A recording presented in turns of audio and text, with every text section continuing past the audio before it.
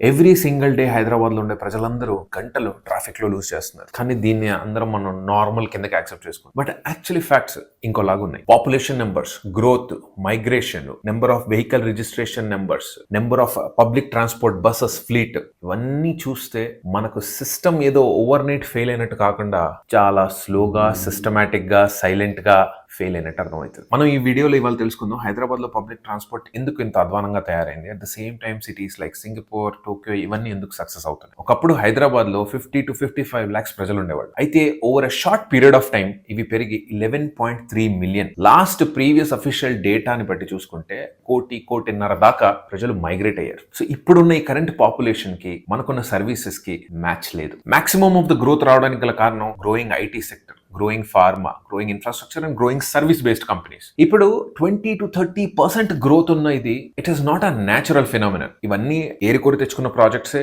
కష్టపడి మిగతా స్టేట్స్ తో కంపీట్ చేసి తెచ్చుకున్న ప్రాజెక్ట్సే. But at the grass root level of developing infrastructure వెనకబడిపోయాం. బేసిక్ గా కొత్త ప్రాజెక్ట్ అంటే ఏం లా, కొత్త కంప్యూటర్స్ ప్రజల్ని మనం ఇంపోర్ట్ చేసుకున్నట్టే. ఇప్పుడు ఈ ప్రజలందరూ వాడడానికి ఒక పబ్లిక్ ట్రాన్స్పోర్ట్ ఉండాలి. బేసిక్ గా మంచి buses, decent, dignified, well maintained, మంచి కండిషన్ లో చూసే ఎస్థెటిక్ గా బాగున్న బస్సెస్ ఉండాలి, వెల్ కనెక్టెడ్ మెట్రోస్ ఉండాలి. But we failed. అది మనం చేయలేకపోయాం. సో ఆబ్వియస్లీ ప్రజలు రోడ్డు మీద అయితే నడవరు కదా గంటల కొద్ది, కిలోమీటర్ల కొద్ది. Dependency on 2-wheeler, 3-wheeler and 4-wheeler పెరిగింది. The sale has bumped. 2020 data ప్రకారం 3.2 million రిజిస్టర్డ్ వెహికల్స్ ఉన్నాయి. ఇందులో cars, cabs, bikes, autos etcetera. ఇందులో హైయెస్ట్ సేల్ బైక్స్ వే ఉన్నాయి. ఎందుకంటే bigger the car, bigger the problems, bigger the waiting time. Bus networks fail అయ్యాయి, unreliable అయ్యాయి, ఎక్కడ పడితే అక్కడ ఆగిపోతాయో తెలియదు, అసలు టైంకి వస్తాయో లేదో తెలియదు. At the same time metro connectivity కూడా చాలా అంటే చాలా పూర్గా ఉంటుంది. సో ఇవన్నీ ఇలా జరుగుతున్నప్పుడే ఈ బిజినెస్ ఆపర్చునిటీని ప్రైవేట్ ప్లేయర్స్ ఎన్కాష్ చేసుకున్నారు. More number of cars, more drivers, more players, more traffic, more congestion and more frustration. మిగతా కంట్రీస్ విషయాలు పక్కన పెట్టి బేసిక్ లెవెల్లోకి వెళ్ళి మనకుండే ఇన్ఫ్రాస్ట్రక్చర్ని బట్టి మనం మాట్లాడదాం. Why are buses failing? మీకు తెలుసా తెలంగాణలో టోటల్ నెంబర్ ఆఫ్ బస్సెస్ 9,084 ఉన్నాయి. అయితే గ్లోబల్ మార్కెట్ రీసెర్చ్ ప్రకారం ప్రతి 1 lakh పాపులేషన్ కి 40 బస్సెస్ అవసరం ఉంటుంది. మన దగ్గర ఉన్న బస్సెస్ ఎన్ని? ఈ 9,000 అప్రాక్సిమేట్ బస్సెస్ ఏవైతే ఉన్నాయో ఇది మొత్తం స్టేట్ కేటర్ అవుతుంది. అండ్ అందులో వాళ్ళ కండిషన్స్ కూడా పెద్ద గొప్పగా ఏం లేదు. So at the grass root level the fundamentals of public transport is broken. చిన్న క్యాలిక్యులేషన్ చేస్తే ఫర్ 11.3 million, 1,30,00,000 ఉన్న పాపులేషన్ కి మనకు approximately 4,500 to 5,000 buses only Hyderabad city limits and growing suburban limits కి అవసరం పడుతుంది. ఇంకోటి ఏంటంటే most of this public transport last mile connection. For example ఒక బస్సు మణికొండ బస్ స్టాప్కి వచ్చింది అనుకోండి, మణికొండ ఇప్పుడు చాలా పెద్దదైపోయింది. At the same time Lingampalli are Patancheru ఇవన్నీ లాస్ట్ మైల్ దాకా వెళ్ళవు. అక్కడి నుంచి వాళ్ళ కాలనీస్కి కూడా పబ్లిక్ ట్రాన్స్పోర్ట్ ఎక్కువగా లేదు.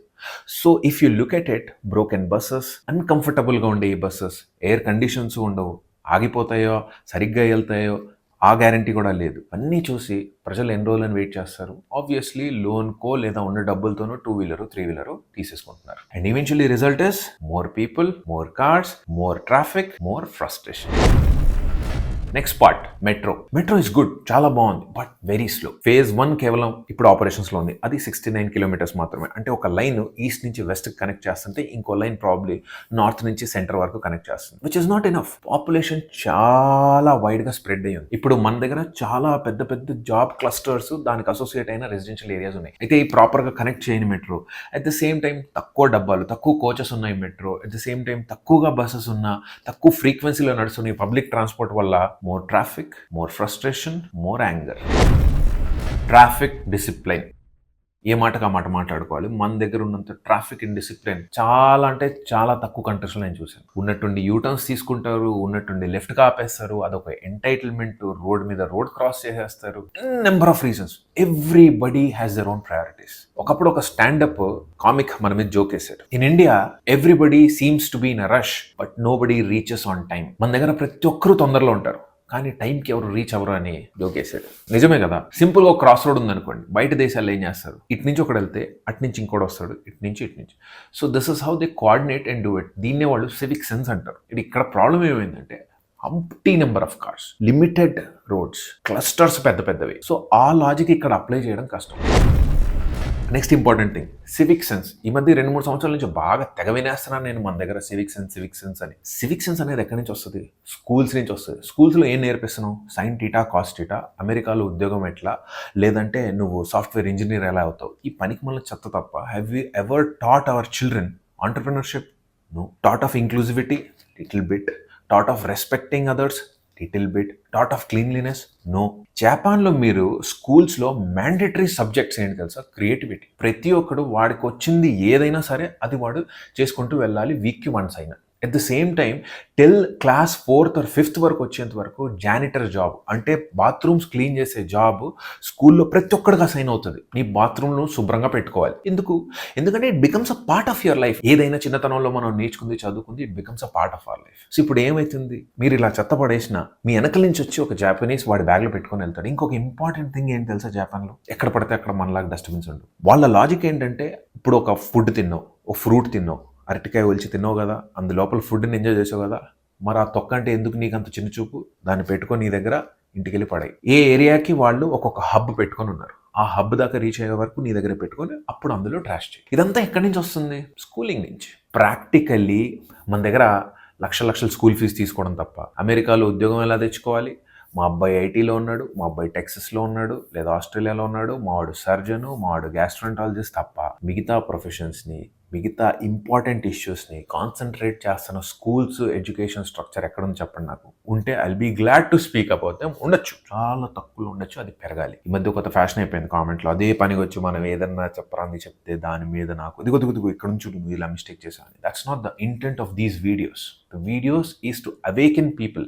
అంటే తెలియని వాళ్ళకి తెలియని ప్రపంచం గురించి చెప్తున్నాం అంతే.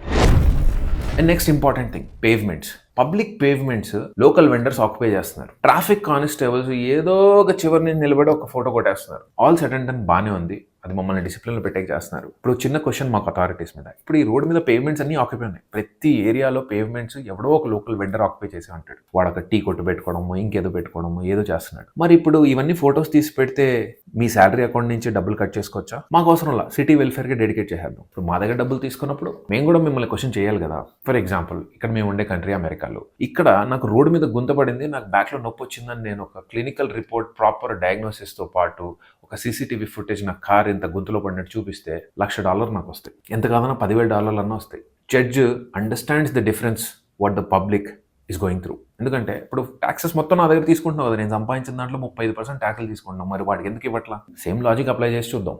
What you say? Next point, economic growth. Incoming commuters approximately 9 lakh IT job employees ఉన్నారు. గవర్నమెంట్ దగ్గర డబ్బులు లేవు అన్నమాట కంప్లీట్లీ వాస్తవం కాదు. ఫైనాన్షియల్ ఇయర్ 2022-23లో Hyderabad IT companies made around 2.41 lakh crore rupees. Every IT park has IT companies. Every IT company has hundreds and thousands, if not lakhs of IT employees.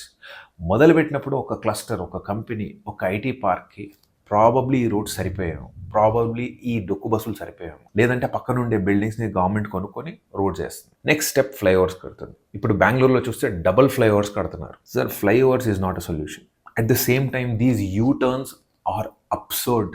Please తీసేయండి. These things are not going to take us anywhere. Believe you me, public transport is not going to get any better with such ideas. నేను ఒక YouTuber video చూశాను. She said కొన్ని లక్షల కోట్ల రూపాయలు కేవలం ఈ యూటర్న్స్ పెట్రోల్ బర్నింగ్లో వెళ్ళిపోతున్నాయి. I'm forgetting her name, I apologize for that, which is true. It is only because ప్రజలు పెరుగుతున్నారు, కార్లు ఎక్కువ అమ్ముతున్నారు, బైక్స్ ఎక్కువ అమ్ముతున్నారు. ఇవన్నీ ఆగాలి అంటే పబ్లిక్ ట్రాన్స్పోర్ట్ బెటర్ అవ్వాలి. లోకల్ మెట్రో కనెక్టివిటీ క్లస్టర్స్లోకి రావాలి. ఒక్క మెట్రో ప్లేయర్ కేవలం L&T అవసరం లేదు sir. Open the doors to 50, 60, 100 vendors.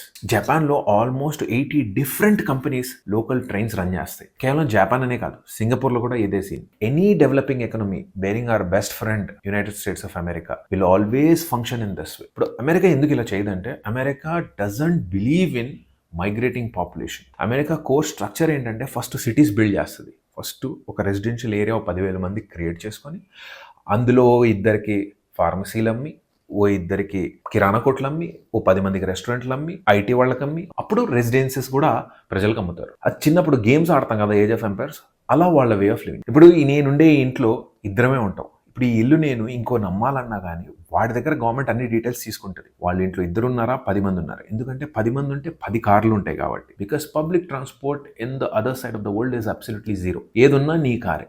కానీ ఆ కారు నడిపే రోడ్డు మీద కెపాసిటీ ఉందా లేదనేది కూడా సిస్టమ్ అబ్జర్వ్ చేస్తుంది.